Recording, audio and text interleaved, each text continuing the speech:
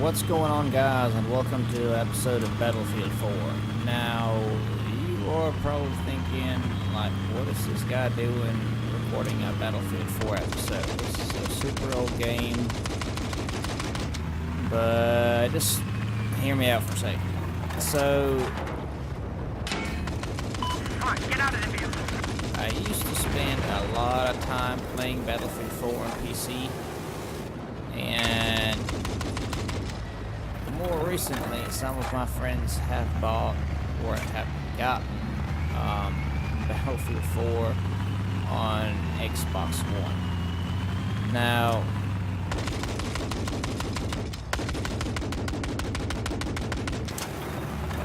I have never, growing up, I've just never played much on consoles, period. Not really a controller person, especially when it comes to shooters. So, like, okay, I want to play with my buddies on Xbox One, but learning the controller is just gonna take forever. So I started just researching a little bit on the internet, and I found a way to use mouse and keyboard on the console. And this is really what this video is supposed to be about. I just want to talk the pros and cons about it a little bit, and I'd love to hear what you guys think. Started reading a lot of stuff in some forums on the internet and stuff. Read a lot of forums that people pretty much shit talking. Oh, if you want to play on console, just get used to the controller, blah blah blah. But there are, like myself, I've always gamed on PC, especially when it comes to shooters. And I was pretty much just looking for a way so I could play with people that already have a console. Not necessarily so much me wanting to play on a console, but anyway. Now, what the product I bought is this little XIM4 box. This is it right here, and it actually works quite nice. Setup was rather easy and straightforward. Not really that complicated.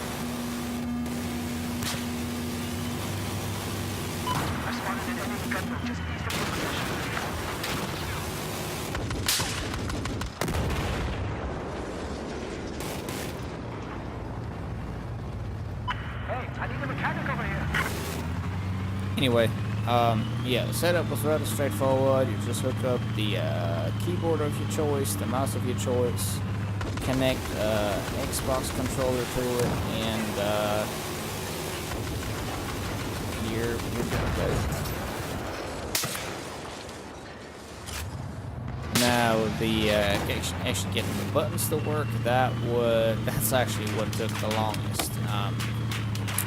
With this device, you pretty much just map your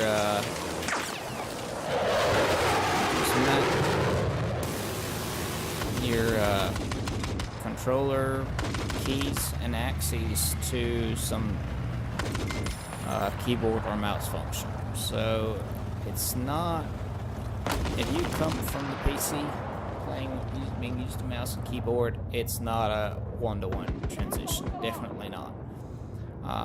You're still limited to the same number of buttons as you would have on a controller, so it doesn't really do you much in regards to that. But since it's just really just the use of a mouse for aiming, that was really the biggest point for me to go this way, because it just takes, I have almost 600 hours just in Battlefield 4 on the PC. And it would just take way too long to get used to the controller and just get proficient with So back to the button configuration.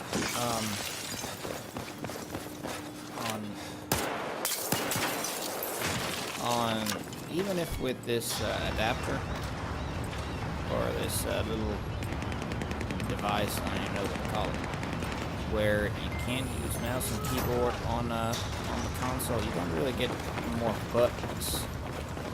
So that was probably the biggest thing in setting it up. You know, if you actually look at a keyboard, you pretty much use the entire left half for gaming with all the different functions and stuff. So even going using mouse and keyboard on console with this little box, you're still limited, very limited, on the number of buttons you can use. So finding a combination or a configuration that worked for me, that was probably the biggest challenge. And that took a lot longer than the actual hardware setup of it. So if you're planning on going that route, pretty much you need to expect to even have a different configuration than you would normally have on PC.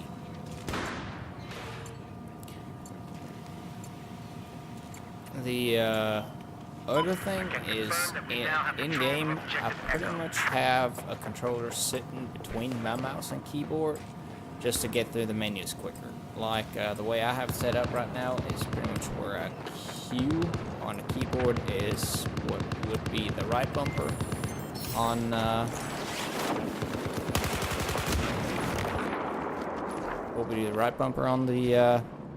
on the controller, and the G button is what would be the left bumper. So they're pretty much reversed from each other, and just working your way through the menus, having to account for that is pretty confusing.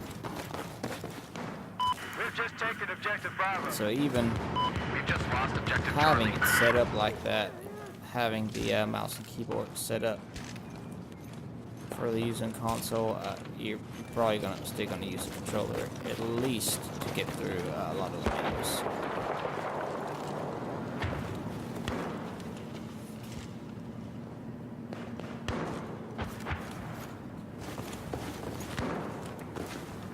Objective Alpha's been neutralized.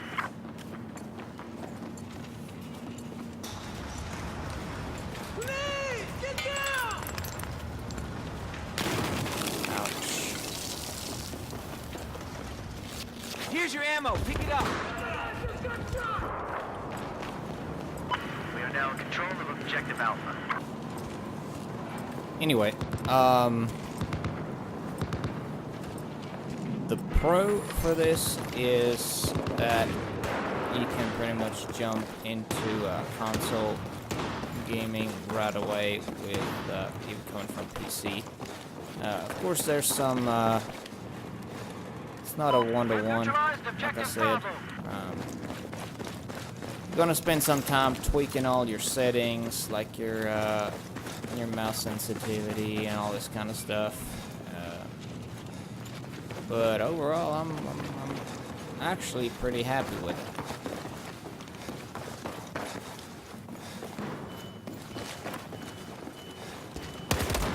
it. Ouch. I've played a couple of rounds now, and despite the obvious differences, even between console and PC, like the video quality and all this stuff, it's actually quite enjoyable.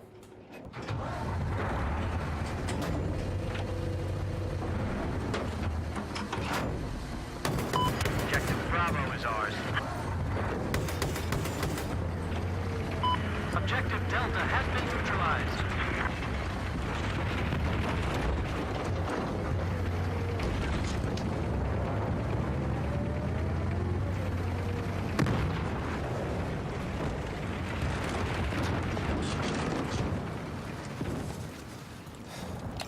But overall, I've really got to say I'm pretty satisfied with this little gadget, and like I said, especially coming from. Let me make this clear. Objective Echo is out of our control now.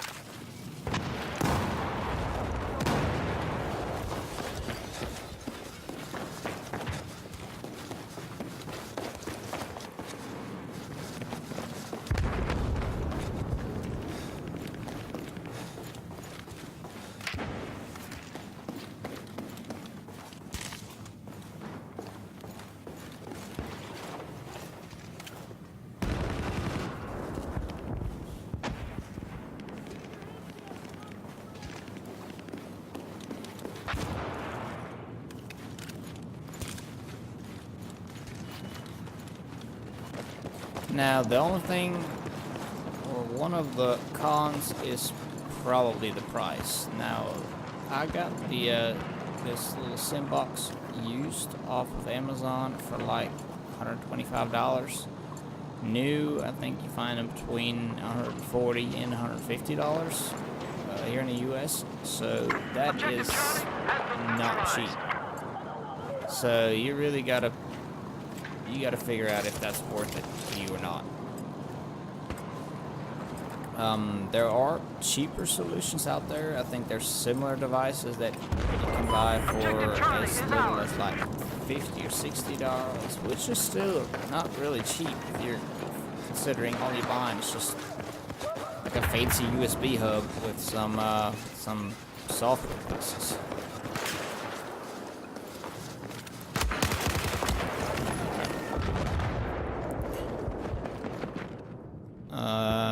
What I like about this one is the nice app that comes with it. I've been using my phone to pretty much tweak my my button configuration, and how this works is you just pick the game you're playing, and it loads like a default button configuration.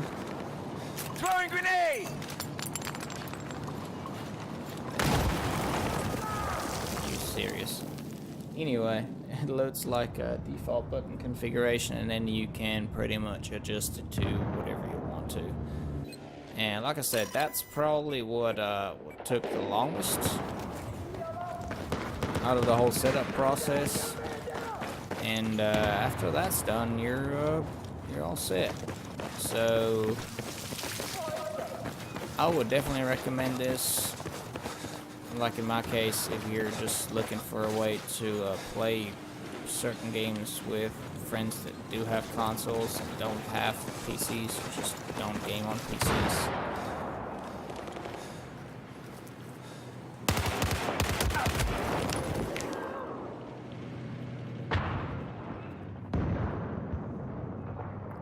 And yeah, I hope this this video was kind of helpful, at least to some of you guys out there. And if you have any questions, leave a comment down below. And thanks for watching, and hopefully I'll see you guys next time.